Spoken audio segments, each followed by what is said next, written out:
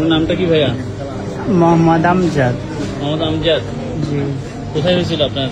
ঢাকা যাত্রাবাড়িতে। যাত্রাবাড়ি? এখানে বাড়ি কোথায় আপনাদের?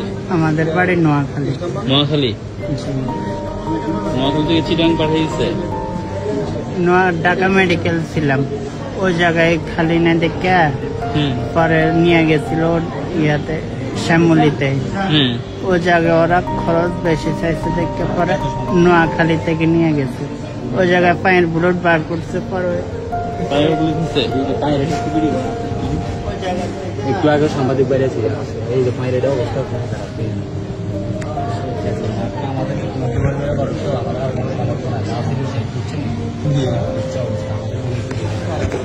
আমার বাড়ি সাথে ওরা নিয়ে গেছে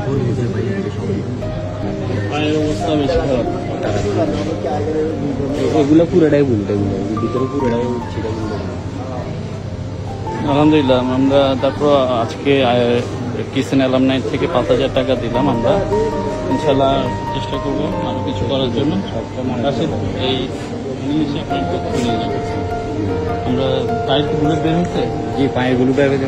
এখন ওনার কন্ডিশন কি লাগতেছে? কন্ডিশন ওনার হচ্ছে চোখের একবার অবস্থা খুবই খারাপ, চোখে দেখতে পাচ্ছে না, এগুলো সমস্যা। পায়ের একটা অবস্থা আপনারা দেখতে পাচ্ছেন।